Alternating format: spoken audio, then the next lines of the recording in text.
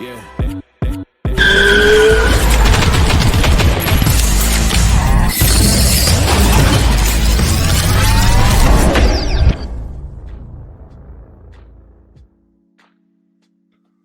8TP, what it do with your boy Clay? More rain. Yeah, it's that ATP Combat Media Show. You know how we carry it. Shout out to all my subscribers. If this is your first time tapping into the content, I'm gonna invite you to go ahead and hit that subscribe button. Hit your bell icon as well at the bottom of the screen. Make sure you're getting all these alerts when this content drops. So Keyshawn Davis and Gustavo Lemos is in the books. Yes, sir. Yes, ma'am. Yes, whatever your pronoun is. Man, what an event. What a build up to a fight. What a build up to a fight. And we can go back all the way back to the ending of last year and bring it to this present moment right now and say that Keyshawn Davis's story, the storyline, the build up to what we saw tonight, just a star was born. Let me know in the comments what you think too, by the way. Is Keyshawn Davis, has he arrived? Is the star born? Is 135 pounds been put on notice?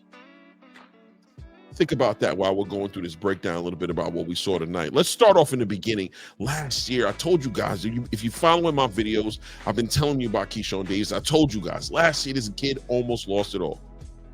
He almost lost it. Right, got set back a little bit, popped on a urinalysis, had a fight taken away from him, a fight that he won. They took away the win. They said, you're smoking weed. We don't play like that in Texas. And they set him back. They set him back, guys. And he came out fighting. He was protesting and advocating for smoking marijuana and said he was going to keep on doing it. And looked like he was about to go down the wrong path. But what ended up happening? He had the guidance around him, right? He had the guidance around him, the guidance of Terrence Crawford, the guidance of Andre Ward, the guidance of Shakur Stevenson, the guidance of Bomac. He had the right people around him, let him know, no, Keyshawn, calm down, take that back. Find yourself, Keyshawn. Find yourself, Keyshawn. And once you find yourself, we're going to get back on the road, going to get back on the job, get back on the bike. And that's what happened. He started off this year with a fight with Jose Pedraza. Jose Pedraza, a fighter who people said was aged out, pulled down from 140 pounds to fight Keyshawn Davis at 135 pounds. Although he stopped Jose Pedraza in stellar fashion, they still try to take away the respect from this kid. They said, that's not enough, man. What are you talking about? You drained Jose Pedraza. That's not going to do for us. So he said, all right, well, we'll set up another fight. Put me on the undercard of my brother Shakur Stevenson when he's fighting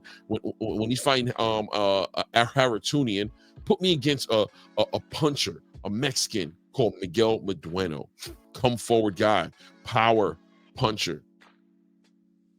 Keyshawn said, I'm gonna work it out to show you guys who I really am. And he sat there in the pocket.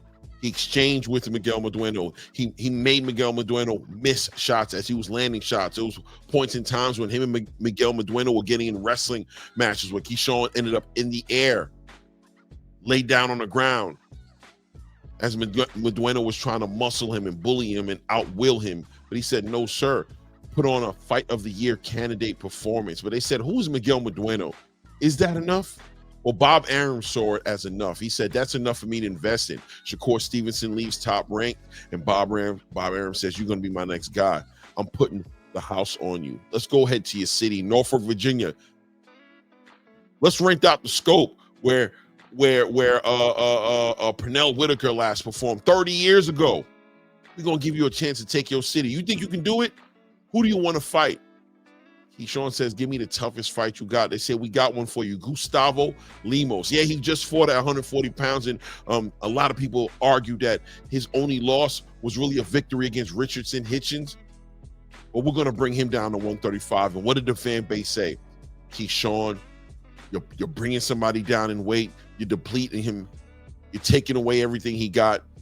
How much respect do you expect us to give you for this fight? I said to myself, listen, I know what kind of fight Gustavo Lemos is. He has a history fighting at 135. This is going to be a big fight.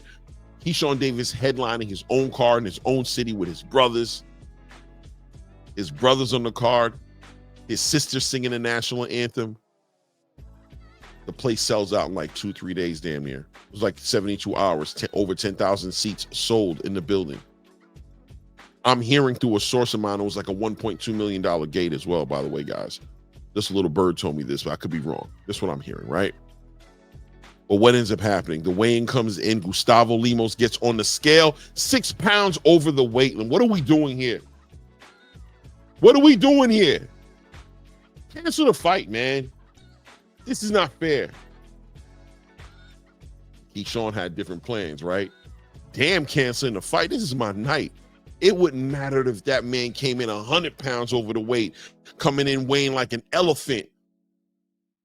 Ain't nobody stopping what destiny is written. What God has for me, nobody can't hold from me. Keyshawn Davis said, listen, get that done. Get that done. I don't care. Give me my monies. Give me my monies for the violation, but the fight is going down. Gustavo Lemos does not get off that easy. No, sir. Obstacles, adversity. What is Keyshawn going to do? Gustavo Lemos is a puncher from Argentina. When you think about Gustavo Lemos, you think about Marcus Maidana, you think about Brian Castano, you think about Sergio Martinez, right?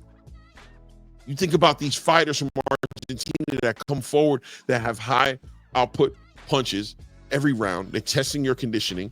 They're punching hard as hell, high knockout ratios. Keyshawn just didn't see that as an issue. He said, what God got for me, nobody can't hold from me, brother. I done prepared too much. I done put all the work in the gym. Everything I've done in the gym, that's why I can walk out here as confident as I am, because I know I left it all in the gym. This man can't do nothing to me that ain't been done to me before. He ain't got enough, I promise you. I got to show you guys to tell you. I got to show you better than I could tell you. In the meantime, in the background, all kinds of distractions are going on as Keyshawn Davis and Tank Davis are going back and forth on Twitter. This guy's overweight. He's home. What a distraction. There's distractions everywhere. He's in his home city. I ain't gonna lie to you guys. I walked into this fight nervous as hell watching this fight.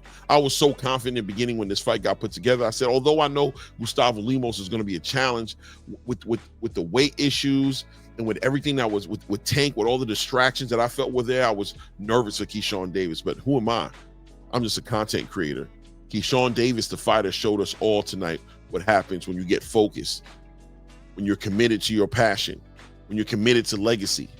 He showed us as he made easy work out of Gustavo Lemos tonight. Let's start off in the first round. The bell rings. Keyshawn Davis comes in the middle of the ring, claims the middle of the ring as his, takes that real estate, and keeps Gustavo Lemos on the end of a jab. He starts attacking the body. Shout out to Bomac. What a game plan. He starts attacking that body. He says, we're going to test this guy's conditioning. This guy came in to the ring at 155 pounds. Probably a little bit more than that, right? He was just weighed in. That was his last official weigh-in, was 155 pounds. The fight is a 135-pound fight. He's 20 pounds over the weight limit. I don't know what Keyshawn Davis came in the ring in. If I had to guess, I'd say somewhere between 145 and 150 pounds, right? But regardless, Keyshawn Davis says, not a problem. Took his time. First thing I noticed about Keyshawn Davis in this fight was the poise. The poise was there from the beginning. We're going to work that body, and we're going to move around the ring, and we're not just going to sit there and melee with this guy. We're going to hit and not get hit. We understand what's going on.